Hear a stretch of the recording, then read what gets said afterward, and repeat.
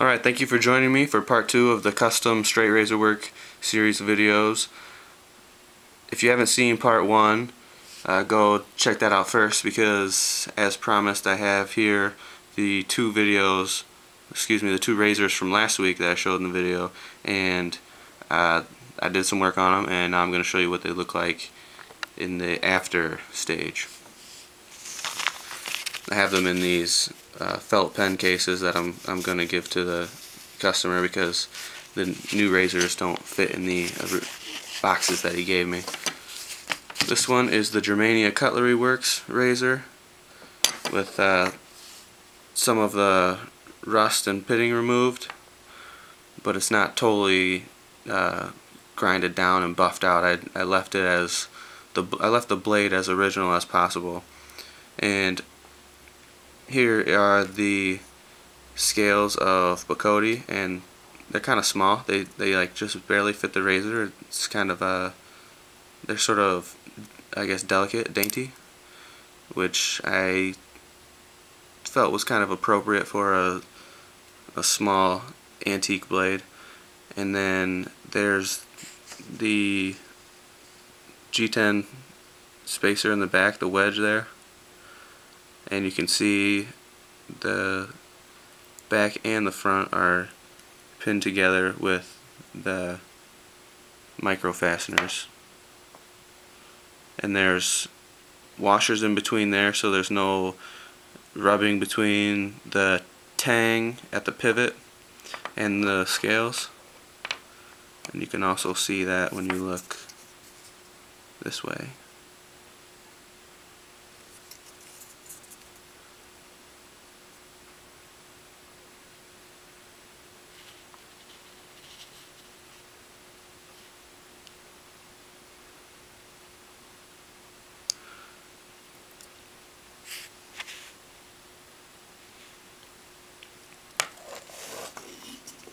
The scales are almost perfectly symmetrical. They were exactly mirror image of each other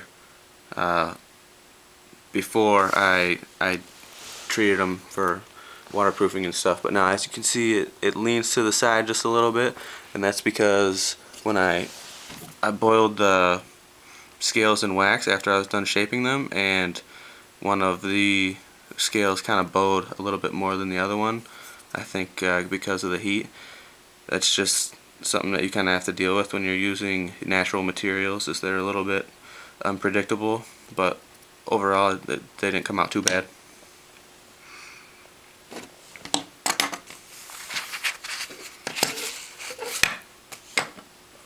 And here's the new blade that he had me work on, and as I was working on it, I noticed what I didn't notice before was that the top of the blade is actually blacked out, and so is the tang.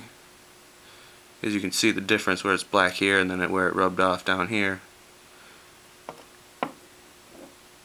And so I didn't go too hard on the scratches on the blade because I didn't want to rub off the blacked out parts on the top of the spine and the tang and stuff.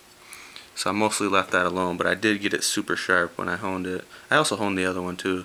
This one came out really well off the hone. And I think with the green G10 and the black, it looks super cool. The green was a good choice. I commend him for that. And then I used the same tan spacer wedge in there and the same hardware pieces, which I really like a lot. I've only done a few razors with this hardware, but so far I love it. It's so much better than pinning. It's easier, need less tools to do it. It's adjustable. You can take the razor apart and change something if you want to, so it makes it a lot easier for me when I'm shaping the handles and shaping that wedge, getting the angle on the wedge and stuff.